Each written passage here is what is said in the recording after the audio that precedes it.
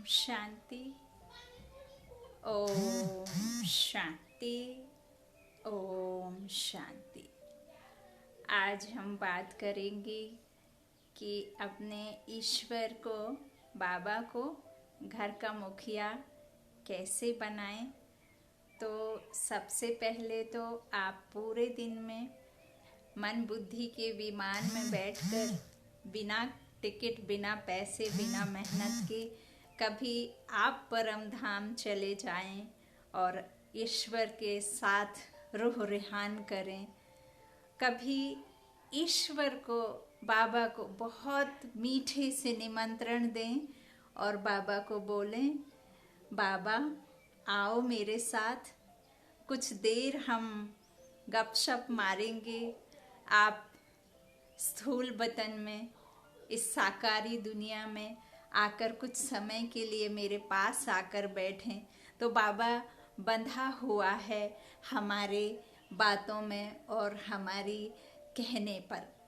बाबा को जब आप प्यार से निमंत्रण देते हैं ना कि आओ मेरे पास, मेरे सम्मुख, मेरे घर में मेहमान बनकर आओ, तो मेहमान भी नहीं, बाबा को अपने घर का मुखिया बनाएं।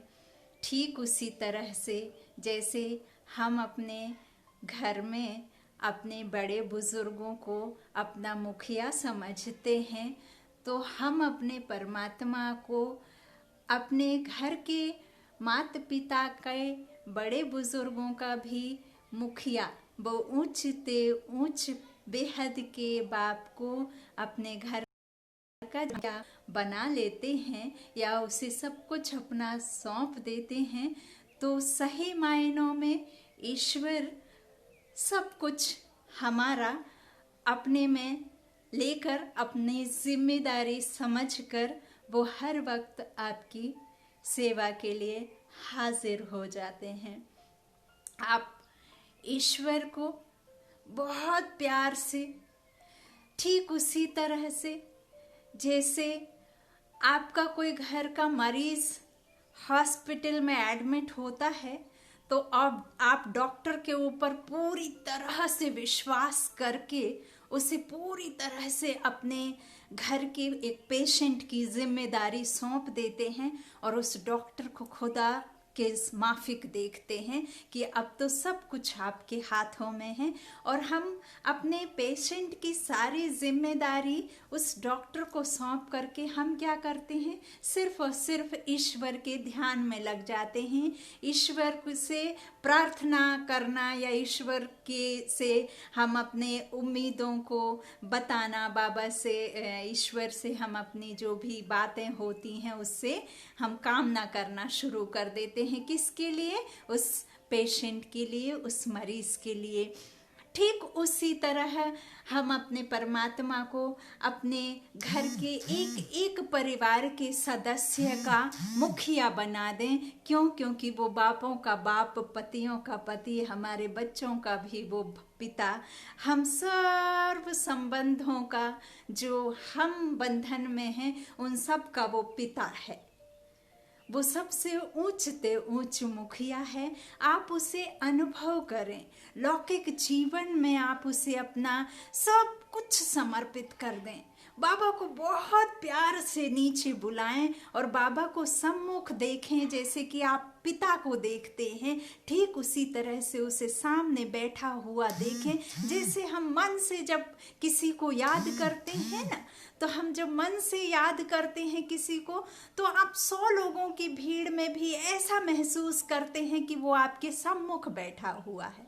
करते हैं कि नहीं करते हैं? जब आप अपने किसी ऐसे प्रिय को याद करते हैं, जब आपको ऐसा फील होता है कि वो हमारे सम्मुख बैठा है, आप 100 की भीड़ में भी उसे महसूस करते हैं, उसे अपने पास होने का अनुभव करते हैं। ठीक इसी तरह से उस ईश्वर को भी आप अपने पास होने का अनुभव करें और उसे आप लिखित में दे दें, अपने सारे परिवार की समस्याओं को, सारे झमेलों को, सारी टेंशन को, सारी मुश्किलों को उस ईश्वर को दे दें। बिल्कुल सहृदय दिल से उसे आह्वान करें और उसे अपनी सारी समस्या हम अपने बड़ों से सलाह करते हैं, मशवरा करते हैं, अपने बड़ों को अपने दिल की बातें बताते हैं, अपने बड़ों से अपना उनसे सजेशन लेते हैं, ठीक उसी तरह से आप सब कुछ उस परमात्मा को सौंप दीजिए और देखिए फिर आपका जो बाकी बचा हुआ जीवन है कितना सरलता से, कितनी सहजता से चला जाता है। क्यों? क्योंकि वो हम सर्व आत्माओं का पिता है और वो हमारे घर का मुखिया बन सकता है। आप एक बार बना करके देखिए और सारी चिंताएं उसे दे दीजिए। वो ज़रूर ज़रूर आपके जो बंधा हुआ है आपके कार्यों के लिए, बाबा हमें कहते हैं, मीठे बच्चे, मैं द्वापर से जो आप आत्माएं, मनुष्य आत्माएं, मेरे मीठे मीठे प्यारे प्यारे बच्चे जो दर दर भटक रहे हैं, ठोकरें खा रहे हैं, मुझे एक की चाहत में इतना घूमे हैं, अब मैं इतनी परेशानियां, इतनी मुश्किलों को सबको मैं हारने के लिए आया हूँ, सब मुश्किलों को मैं अपने में लेने आया हूँ और मेरे बच्चों को मैं बिल्कुल एकदम लाइट, हल्का और एकदम निश्चय, आपको उस पर निश्चय होगा तो आप निश्चिंत हो जाएंगे।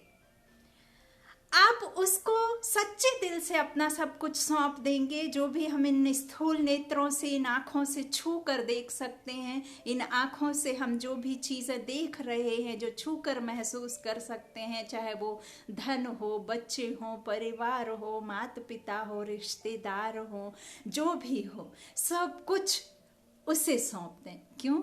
क्योंकि वो तो सबका पिता है, वो तो सबका पिता है। तो जब आप उसे पूरी निश्चिंतता के साथ, निश्चय बुद्धि होकर के जब आप सौंप देंगे ना, और जब हम कोई चीज सामने वाले को सौंप देते हैं ना, तो आप अपने आप को हल्का महसूस करते हैं। जब हम अपना दुख किसी से शेयर करते हैं तो हमें ऐसा लगता है मानो हमारा दुख आधा हल्का हो गया।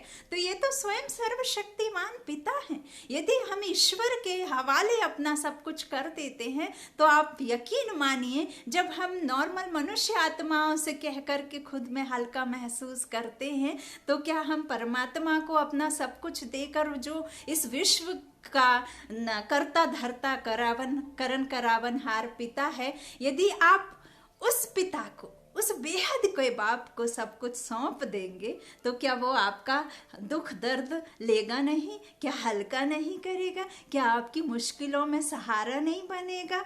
बनेगा, जरूर बनेगा। जब हम कोई केस को किसी वकील के हाथ में सौंपते हैं तो आपकी उम्मीद सिर्फ और सिर्फ वो वकील होता है और कोई भी नहीं होता है। आपको ना तो विटनेस की चिंता होती, ना किसी बात की चिंता होती। आप जस्टिस भी इस परम पिता परमात्मा को बना दीजिए, वकील भी इस परमात्मा को बना दीजिए, और आप उस जजमेंट की कुर्सी पर भी उसे बैठा देखिए, और आप देखिए जैसे आपका जीवन किस तरह से सरलता से, सहज ही जीवन निकल जाता है। आप सुबह शाम दिन रात, सुबह उठते ही हम तो करते ही हैं कि ईश्वर को हम गुड मॉर्निंग दिल से करते हैं।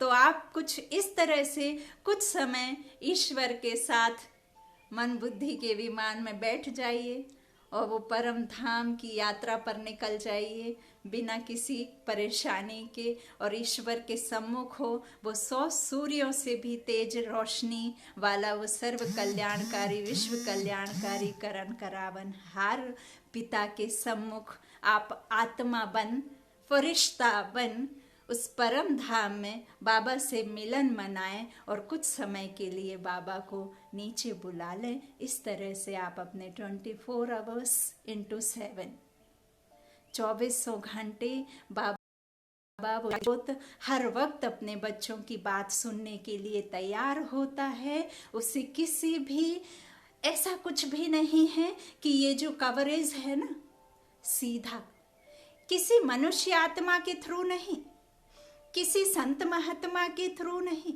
किसी के थ्रू नहीं, बल्कि आप डायरेक्ट उस परमात्मा से अपना कनेक्शन जोड़ करके, उससे डायरेक्ट आप अपना सब कुछ समर्पित करके आप डायरेक्टली उससे, बाबा से आप जो है सहायता मांग सकते हैं। आपको किसी निमित्त की ज़रूरत नहीं है। आप ऐसा अनुभव तो करके देखिए, आप ऐसा उसके साथ में, उसके प्यार के सागर में लवलीन हो करके तो देखिए, एक बार उसकी डेप्थ में जा करके तो देखिए, उस ज्ञान के सागर पिता और उस सागर में एक बार डूब के देखिए, आपको कितना कितना कितना अच्छा महसूस होता है। आप जरूर अनुभव करेंगे, क्योंकि हम आत्माएं शरीर को चला सकती हैं। हम तो अनप्योर हो जाते हैं इस धरा पर आकर, इस 84 के चक्र में आकर हम तो नीचे उतरते हैं, फिर ऊपर चढ़ते हैं, लेकिन वो तो एवर प्योर है।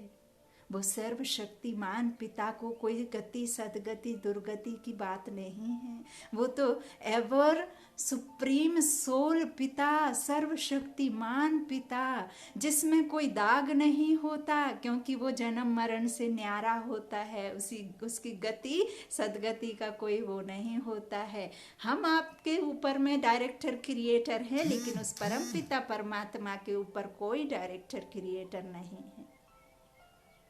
आप एक बार ऐसा ज़रूर करके देखिए, उसे अपने घर का मुखिया बना करके देखिए, और यूं ही आप अपना बाकी बचा हुआ जीवन उस ईश्वर को सौंप दीजिए, और आप सदैव हल्का महसूस करिए। ऐसा नहीं कि हमने कह दिया और अगले ही पल हम किसी मुश्किल आई और हम घबरा गए। आपको घबराना नहीं है। मुश्किलें जरूर आती हैं। ईश्वर खुद कहते हैं, ये हमारे जन्म जन्मांतर के कर्म विकर्म जो हमारे साथ चलते हैं, वही हमारा दुख सुख का कारण बनता है। कोई भी पिता अपने बच्चों को दुख नहीं देता है। वो ईश्वर अपने बच्चों को दुख नहीं दे सकता। वो तो हमें सुखी बनाने के लिए आए हैं। जब हम उसे पुकारते हैं तो वो हमें सुख के लिए, सुख देने के लिए ही आते हैं। वो कई बार आप सोचते हैं कि भगवान दुख देते हैं। भगवान दुख नहीं देते हैं। भगवान क्यों दुख देंगे? क्या कोई अपना माता पिता अपने बच्चों को दुख देते हैं? नहीं। भल वो तपती धूप में कमाई करने चले जाते हैं, अपने तन के लिए कपड़ा नहीं लेते हैं, लेकिन अपने बच्चों का पालना, बच्चों का भरण पोषण करते हैं। तो ये परमपिता परमात्मा तो अभोक्ता है। उसे ना तो खाने की ज़रूरत है, और ना ही उसे कपड़े पहनने की ज़रूरत है, और ना ही उसे ये धन दौलत, ये जो संपदा, इसकी ज़रूरत है। उसे तो इधर आना ही नहीं है। वो तो आता ही है पराये देश में, रावण राज्य में, हम आत्माओं को इस रावण की दुनिया से निकाल कर राम राज्य में ले जाने के लिए। ज़रूर आप ऐसा करिए, और ज़रूर आप अनुभव करेंगे। थोड़े दिन में ही आप जब इस तरह से परमात्मा को सब सौंप देंगे, तो आप यकीन मानिए, आपको बहुत बहुत बहुत हल्का महसूस होगा। सिर्फ विश्वास के साथ में। बाबा कहते हैं, बेपरवाह बादशाह बन जाओ। मुझे सब कुछ दे दो और बेपरवाह बादशाह बन जाओ। ओम शांति, ओम शांति, ओम शांति।